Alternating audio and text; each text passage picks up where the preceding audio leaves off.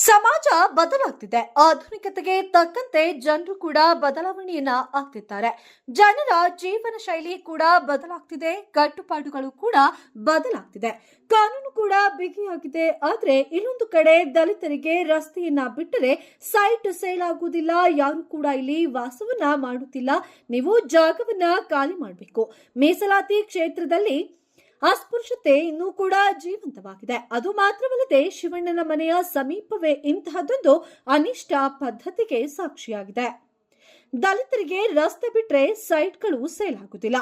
ಆನೇಕಲ್ ಮೀಸಲಾತಿ ಕ್ಷೇತ್ರದಲ್ಲಿ ಅಸ್ಪೃಶ್ಯತೆ ಇನ್ನೂ ಕೂಡ ಜೀವಂತ. ಆತಂಕ, ಆವೇಶ, ಕಣ್ಣೀರು, ಮಾಧ್ಯಮಗಳ ಮುಂದೆ ತಮ್ಮ ಅಳಲನ್ನ ತೋಡಿಕೊಳ್ಳುತ್ತಿರುವ ಮಹಿಳೆ ಇಂತಹದೊಂದು ಘಟನೆಗೆ ಸಾಕ್ಷಿಯಾಗಿದ್ದು ಬೆಂಗಳೂರು ಹೊರವಲಯದ ಆನೇಕಲ್ ತಾಲೂಕಿನ ಚಂದಾಪುರ ಪುರಸಭೆ ವ್ಯಾಪ್ತಿಯ ಇಗ್ಗಲೂರು ವಾರ್ಡ್ ನಂಬರ್ 23ರಲ್ಲಿ. ಹೌದು, ಇದೇ ವಾರ್ಡ್ ಇಗ್ಗಲೂರು ಗ್ರಾಮದ ನಿವಾಸಿ ನವರತ್ನ ಎಂಬಾಕೆ ತಾತ ಮುತ್ತಾತನ ಕಾಲದಿಂದಲೂ ಕೂಡ ಮನೆಯನ್ನ ಕಟ್ಟಿಕೊಂಡು ಜೀವನವನ್ನ ಸಾಕ್ತಿದ್ರು. ಆದರೆ ಮನೆ ಪಕ್ಕದಲ್ಲಿ ಪ್ರತಿಷ್ಠಿತ ಬಡಾವಣೆಯೊಂದು ತಲೆ ಎತ್ತಿದೆ. ಇತ್ತೀಚೆಗೆ ಚಂದ್ರಕಾಂತ್ ಲೇಔಟ್ ಮತ್ತು ಪವಿತ್ರ ಖಾಸಗಿ ಐಫೈ ಬಡಾವಣೆಯು ತಲೆ ಎತ್ತಿದೆ. ಇದೇ ಬಡಾವಣೆಗೆ ಹೊಂದಿಕೊಂಡಿರುವ ನವರತ್ನ ಮನೆ ಸರ್ವೆ ನಂಬರ್ 51/1ರಲ್ಲಿ 4 ಗುಂಟೆ ಜಾಗವಿದೆ. ಇದೇ ಜಾಗದಲ್ಲಿ ಮನೆಯನ್ನ ಕಟ್ಟಿಕೊಂಡು ಅನಾದಿ ಕಾಲದಿಂದಲೂ ಕೂಡ ವಾಸವನ್ನ ಮಾಡಿಕೊಂಡು ಜೀವನವನ್ನ ಸಾಕ್ತಾ ಇದ್ದಾರೆ. ಇನ್ನು ಇದೇ ಬಂಡಿ ರಸ್ತೆ ಜಾಗದಲ್ಲಿ ಓಡಾಟವನ್ನ ಮಾಡಿಕೊಂಡಿದ್ದರು. ಆದರೆ ಇತ್ತೀಚೆಗೆ ಚಂದ್ರಕಾಂತ್ನ ಲೇಔಟ್ನ ಬಲಾಢ್ಯರು ಬಂಡಿ ಜಾಗವನ್ನ ಮುಚ್ಚಿ ನಮಗೆ ಓಡಾಡಲು ತೊಂದರೆಯನ್ನ ಕೊಡುತ್ತಿದ್ದಾರೆ. ಅಲ್ಲದೆ ನಾವು ದಲಿತರು ಎಂಬ ಕಾರಣಕ್ಕೆ ಪ್ರತಿನಿತ್ಯ ಕಿರುಕುಳವನ್ನ ಕೊಡುತ್ತಿದ್ದಾರೆ. ಅಲ್ಲದೆ ದಲಿತರಿಂದ ಜಾಗದಲ್ಲಿ ಸೈಟ್ ಸೇಲ್ ಆಗುತ್ತಿಲ್ಲ, ಲೇಔಟ್ಗೆ ಯಾರು ಕೂಡ ಬರುತ್ತಿಲ್ಲ ಅಂತ ಹೇಳಿ ಆತಂಕಕ್ಕೆ ಕುಟುಂಬಕ್ಕೆ ಕಿರುಕುಳವನ್ನ ನೀಡುತ್ತಿದ್ದಾರಂತೆ. ಅಲ್ಲದೆ ಎಂಎಲ್ಎ ಶಿವಣ್ಣನ ಮನೆಯ ಸಮೀಪವೇ ಅಸ್ಪೃಶ್ಯತೆ ಮತ್ತೊಂದು ಬಾರಿ ಜೀವಂತವಾಗಿದೆ ಅನ್ನೋದು ಸಾಕ್ಷಿಯಾಗಿದೆ. ನವರತ್ನ ಅನ್ಯಾಯಕ್ಕೆ ಒಳಗಾದವರು.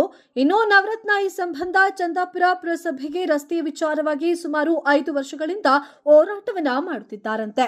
ಆದರೆ ಇದುವರೆಗೂ ನಾಳೆ ಇವತ್ತು ನಾಳೆ ಅಂತ ಆಕೆಯನ್ನ ಕಚೇರಿಗೆ ಆಲಿಸುತ್ತಿದ್ದಾರಂತೆ. ಇನ್ನು ತಾಲೂಕು ಕಚೇರಿ ತಹಸೀಲ್ದಾರ್ ಗಮನಕ್ಕೂ ಕೂಡ ತಂದ್ರು ಯಾವುದೇ ಕ್ಯಾರೆ ಅಂತ ಇಲ್ಲ. ಇದೇ ವಾರ್ಡ್ನ ಕಾರ್ಪೊರೇಟ್ಗೂ ಕೂಡ ಗಮನಕ್ಕೆ ತಂದ್ರು ಸಹಾಯವನ್ನ ಮಾಡ್ತಿಲ್ವಂತೆ. ಇದೇ ಲೇಔಟ್ನಲ್ಲಿ ಕಾರ್ಪೊರೇಟ್ ಕೂಡ ಸಿಎ ಸೈಟ್ ಅನ್ನ ಕೊಟ್ಟಿದ್ದಾರೆ. ಅಂಥವರು ನಮಗೆ ಸಹಾಯವನ್ನ ಮಾಡ್ತಾರಾ? ಅನ್ಯಾಯಕ್ಕೆ ಒಳಗಾದವರ ಕಣ್ಣೀರು ಇದಾಗಿದೆ. ಪುಷ್ಪ ಅನ್ಯಾಯಕ್ಕೆ ಒಳಗಾದವರು. ಇನ್ನು ನವರತ್ನ ಮನೆ ಇರುವ ಜಾಗದಲ್ಲಿ ಚಂದ್ರಕಾಂತ್ ಲೇಔಟ್ನವರು ಕಾಂಪೌಂಡ್ ನಿರ್ಮಾಣವನ್ನ ಮಾಡಿದ್ರೆ ಓಡಾಡಲು ಜಾಗವಿಲ್ಲದೆ ಪರದಾಡುವ ಪರಿಸ್ಥಿತಿ ಎದುರಾಗಿದೆ.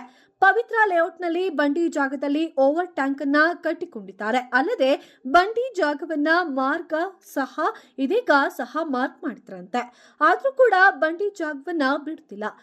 ಈ ಭೂಮಿಯ ಮೇಲೆ ಪ್ರಾಣಿ ಪಕ್ಷಿಗಳಿಗೂ ಕೂಡ ಸ್ವತಂತ್ರವಾಗಿ ಬದುಕುವ ಹಕ್ಕಿದೆ. ಆದರೆ ದಲಿತರಾಗಿ ಹುಟ್ಟಿರುವ ದಲಿತರಿಗೆ ಜೀವಿಸುವ ಬದುಕುವ ಹಕ್ಕಿಲ್ಲ ಎನ್ನುವ ಪರಿಸ್ಥಿತಿ ತಲುಪಿದೆ.